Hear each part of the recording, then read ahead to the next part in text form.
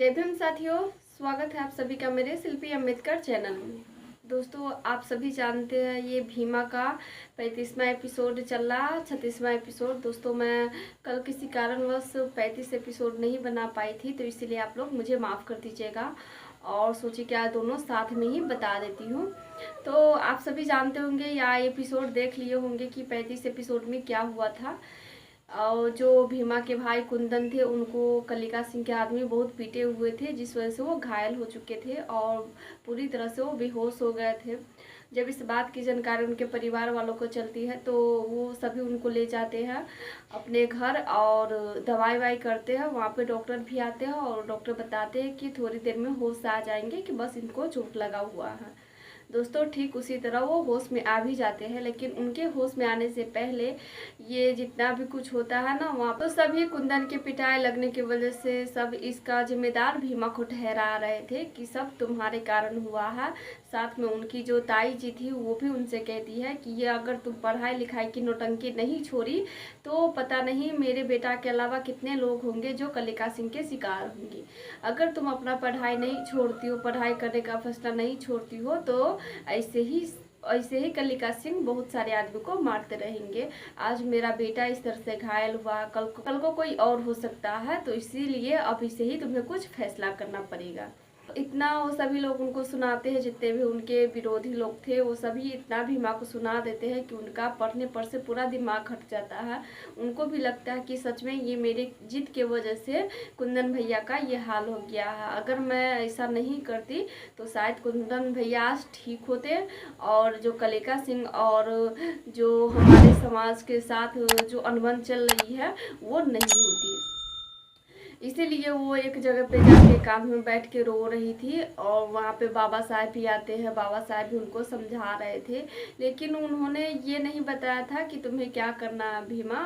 बाबा साहब उनको ये कहते हैं कि फैसला तुम्हें खुद करना होगा, पढ़ाई करनी है या नहीं, तो सारा चीज़ उन्हीं पे छोड़ देते हैं। दोस्तों, जिसके बाद कुंदन को होश आ जाती है और आप सभी को बता दें कि ये 36 एपिसोड दिखाया गया है जो कुंदन को होश आता है। वहाँ से जब उनको होश आती है तो दोस्तों वो कहने लगते हैं कि कहाँ है भीमा। तो सभी कहते हैं कि भीमा यहाँ पे नहीं है। उनके जो छबीला चाचा थे वो बताते हैं कि कुंदन जब तुम बेहोश हो गए थे तो यहाँ पे जितने भी लोग हैं सब उनको ना इतना सुना दिए कि भीमा यहाँ से चली गई, क्योंकि तुम्हारे साथ जो भी हुआ ना उसकी जिम्मेदार सभी भीमा को मान रहे थे। उस समय कुंदन कहने लगते हैं कि हाँ, गलती भीमा की है तो फिर मानेंगे किसको, कि ये सारे गलती ना भीमा की है और आज से मैं भी भीमा का साथ नहीं दूंगा, बल्कि मुझे मिलना है भीमा से। सभी कहते हैं कि इस हालत में कैसे मिलोगे, तो कुंदन जी पकड़ते हैं कि नहीं, मुझे मिलना है भीमा से। वो ढूंढते ढूंढते भीमा के पास चले जाते हैं। भीमा के पास जाने के बाद भीमा देखती है उनको, तो वो जाके उनके पास खड़ी हो जाती है और कहती है कि भैया आप ठीक तो है ना। तो कुंदन बताते हैं कि हाँ मैं तो ठीक हूँ, लेकिन साथ में वो उनसे ये भी कहते हैं कि भीमा अब से तुम्हारी मर्जी नहीं चलेगी। तो भीमा माफ़ी मांगती है कि भैया मुझे माफ़ कर दीजिए, मुझसे गलती हो गई, ये मेरे जिद के कारण आपकी ये हालत हो गई। अब से मैं ऐसा कुछ भी नहीं करूँगी जिससे आप सभी को तकलीफ़ हो। मैंने पढ़ाई करने का रास्ता चुना है वो गलत है। जिसके बाद कुंदन कहते हैं कि भीमा तुम चुप रहो, अपनी मर्जी तुम आज से नहीं करोगी बल्कि तुम मेरी मर्जी करोगी। मैं जैसा कहूँगा वैसे तुम्हें करना होगा और जब जब मैं तुम्हें जैसा कहूँगा वैसे तुम्हें करना होगा। और साथ में कुंदन उनको बताते हैं कि तुम जैसा चाहती हो, पढ़ाई करना चाहती हो, पढ़ो, हक से पढ़ो, तुम बाबू साहब लोगों का बिल्कुल भी फिक्र मत करो। अगर वो मुझे मार सकते हैं तो अब मैं तुम्हारे लिए ना कितने बार घायल हो सकता हूँ। दोस्तों, वहाँ पे कुंदन ना कि भीमा का विरोध करते हैं, वहाँ पे उनका साथ देते हैं। लेकिन उससे पहले उनके जो परिवार वाले थे उनको लग रहा था कि कुंदन सुधर गया है, कहीं भीमा का साथ नहीं देंगे, उनके खिलाफ हो गए। वो भीमा के पास गए थे, इसीलिए वो कह रहे थे कि चलो कम से कम इस घटना से कुंदन को तो समझ में आ गया कि भीमा जो कर रही थी वो गलत कर रही थी। लेकिन दोस्तों ऐसा नहीं होता है। कुंदन पूरा उनका साथ देते हैं और उनको और बढ़ावा देते हैं कि भीमा तुम जो कर रही हो वो सही कर रही हो, लेकिन आज से तुम अकेली नहीं हो, जैसा मैं कहूँगी वैसे तुम्हें करना पड़ेगा। इस बात की जानकारी दोस्तों दिसंबर को हो जाती है। दिसंबर ये सब सब जैसे जैसे उनको मालूम चलता है तो ये सारी बात अपने भाई कलिका सिंह को बताने जाते कि भैया आप तो बहुत खुश हो रहे थे कल कुंदन को पिटाई करके, लेकिन आज देखिए आज वही कुंदन ऐसे ऐसे भीमा का साथ दे रहे हैं। यह सुनने के बाद उनको भी बहुत अजीब लगता है। अजीब लगता है क्या है, वो तो गुस्सा ही होते हैं, वो फिर से कोई और तरीका अपनाएंगे। दोस्तों क्या करने वाले दोस्तों, उस समय कलिका सिंह ये बात याद कर रहे थे कि भीमा भीमा मुझे ना चैलेंज करके गई थी कि अगर उनके बिरादरी में से किसी को भी हम पीटते हैं तो वो मेरे गोदाम घर में आग लगा देगी। तो इसीलिए वो पहले से ही आदमी सबको तैयार रखते हैं कि अगर भीमा यहाँ पे आती है तो उसको तुम्हें संभालना होगा, क्योंकि वो बोल के गई थी कि वो मेरे गोदाम घर में आग लगा देगी। इसीलिए तुम सब पहले ही से मसाल लेके खड़ी रहो, जहाँ भी देखना उसको वहीं पे तुम उसे खत्म कर देना। दोस्तों वहीं दूसरी तरफ इसी बात पे बहस कर रहे थे बाबा साहब और भीमा। भीमा अपना पढ़ाई लिखाई करने का फैसला छोड़ देती है कि और वो कहने लगती है कि अब तक जो मैंने किया वो मेरे हिसाब से गलत था, अब से मैं पढ़ाई नहीं करूँगी। तो जिसके बाद बाबा साहब बहुत गुस्सा हो जाते हैं और कहते हैं कि ठीक है भीमा, अगर तुम्हारा यही आखिरी फैसला है तो ठीक है, आज के बाद से मैं तुम्हारे पास कभी नहीं आऊँगा।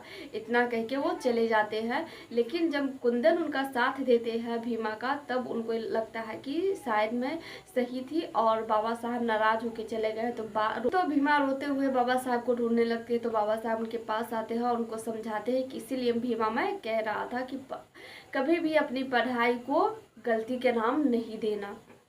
बाबा साहब उनको बहुत सारी बातें समझाते हैं, लेकिन जब भीमा उनसे कुछ पूछती है तो बाबा साहब कहते हैं कि ये तुम्हें खुद ही समझना होगा।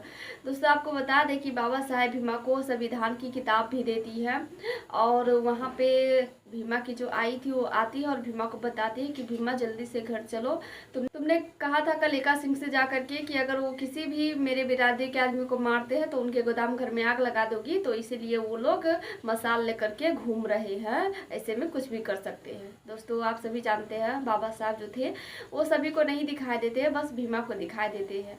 भीमा क्या इतना बोल के तो चली जाती है, लेकिन इस सवाल का जवाब भीमा अपने बाबा साहब से ढूंढने लगते हैं कि बाबा साहब क्या मुझे करना है।